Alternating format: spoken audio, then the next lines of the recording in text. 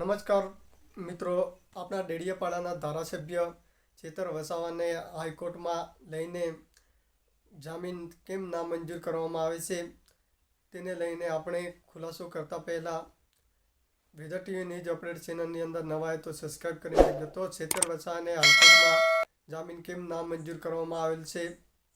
તો કેટલાક નેતાઓ તો 50થી 40 કેસ થઈ ગયા છતાં તેને છોડી નાખવામાં આવે છે, પરંતુ આપણા ડેડિયાપાડાના ધારાસભ્યને કેમ છોડી નાખવામાં આવતા નથી? તો સરકારમાં શું છે આ બધો મુદ્દો તો આપણે જાણી શકીએ છીએ.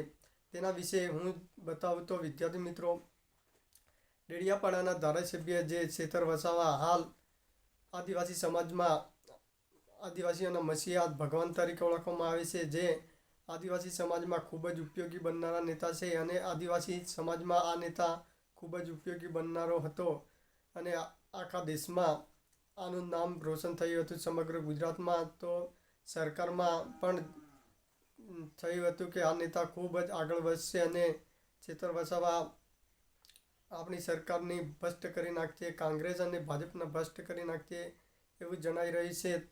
તેથી ચેતર વસાવાને છોડવામાં આવતો નથી. તો આપના તમારું શું મંતવ્ય છે તો કોમેન્ટ કરજો. અને ચેતર વસાવા હવે સુપ્રીમ કોર્ટની અંદર અરજી દાખલ કરવામાં આવેલ છે, જે સેન્સર જજ દ્વારા હવે ટૂંક જ સમયમાં તેનો નિરાકરણનો સામનો આવી જશે. અને જો સામનો નહીં આવે તો આપણે સમગ્ર આદિવાસી એકજૂટ થઈને રહેવું પડશે, અને તો જ આદિવાસી સમાજમાં એકતા દેખાશે. નહીં તો એકતા દેખાશે નહીં તો ચેતર વસાવા કેમ કરીને છૂટશે? તો આદિવાસી સમાજે એકતા રાખવી પડશે અને સમગ્ર આદિવાસી સમાજ અંબાજીથી લઈને વલસાડના ઉમરગામ સુધી સમગ્ર આદિવાસી પટ્ટો એક થઈને રહેવું પડશે. તો આપણે જે અગાઉ બની ગયેલી ઘટના અનુસંધાનમાં જોઈએ તો કેટલાક વિસ્તારોમાં મિલ ઉદ્યોગના કંપનીઓ નાખવામાં આવે છે, જેને લઈને પ્રશ્ન હોય. અને હાલ જે અગાઉ બની ગયેલી ઘટના અંબાજીના પાડલિયા વિસ્તારમાં જે ઘટના બની હતી, જમીનના અનુસંધાનમાં વનકર્મીઓ માનતા ન હતા, છતાં વનકર્મીઓને ભૂલ હતી, છતાં ફોરેસ્ટ અધિકારીઓ માનતા ન હતા, છતાં ચેતર વસાવાએ આવીને આ છકરીબેનનો પ્રશ્નનો જમીનનો પ્રશ્નનો ઉકેલ લવડાવ્યો હતો. અને હવે આપણે ચેતર વસાવા તો જલ્દીમાં જલ્દી છૂટો પડી જાય તો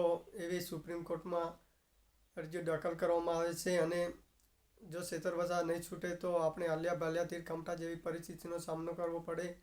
તો પણ આદિવાસી સમગ્ર એકતા રાખજો અને તો જ આદિવાસી સમાજમાં વિકાસ થશે. આપણે જોઈ શકીએ છીએ કે આદિવાસી આઝાદીના 70 વર્ષ થયા છતાં આદિવાસી સમાજમાં હાલ વિકાસ નથી અને શાળાઓથી વંચિત છે. અને ભણતરના લગતા પ્રશ્નો હોય અને કેટલાક વિસ્તારોમાં શાળાના ઓરડા નથી અને મહિલાના પ્રસૂતિના લગતા પ્રશ્નો હોય.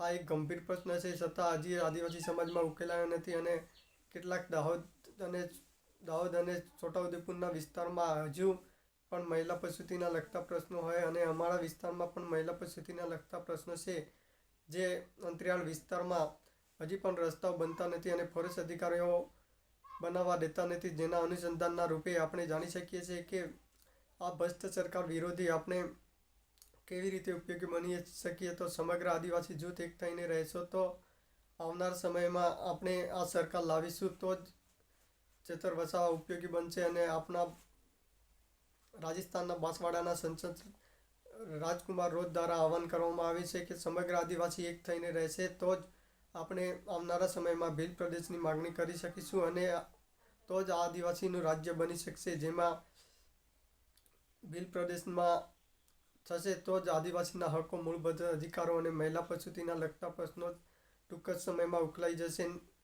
નહીં તો આઝાદીના 70 વર્ષ થયા છતાં ઉકેલાયા નથી, હજુ પણ ઉકેલાવા નથી તેવું જણાઈ રહ્યું છે.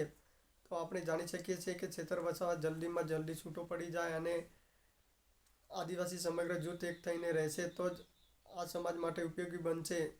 આ નેતાએ શું કર્યું છે તો સરકાર દ્વારા છોડવામાં આવતો નથી, એવું મને દુઃખ થાય છે કે આ સરકાર વિરોધી કોઈ ષડયંત્ર સરકારે ઘડ્યું છે કે આને છોડવો નથી. તો આપણે જાણી શકીએ સમગ્ર જૂથ આદિવાસી એક થઈને રહો અને આ છેતર વસાહત છોડાવવા માટે તૈયાર રહેજો. અને ટૂંક જ સમયમાં સુપ્રીમ કોર્ટમાં હવે સુનાવણી થઈ જવાની છે. છેતર વસાહતમાં જલ્દીમાં જલ્દી છૂટો પડી જાય અને ભગવાનને એવી જ પ્રાર્થના છે મારી તો. અને આદિવાસીના જે જમીનના પ્રશ્નો હોય, નર્મદાના ડેડિયાપાડા સાગબારા વિસ્તારમાં હજી જમીનના પ્રશ્નો છે, હજી ઉકેલાયા નથી અને જમીન સરકાર ફોરેસ્ટ અધિકારીઓ ખેરવા દેતા નથી અને આદિવાસીને ભરપોષણ કેવી રીતે કરવું, જેના અનુસંધાનના રૂપે વિકટ પ્રશ્ન ઊભો થયો છે. જેના અનુસંધાનના રૂપે હવે છેતર વસાવા સુપ્રીમ કોર્ટમાં અરજી દાખલ કરવામાં આવી છે.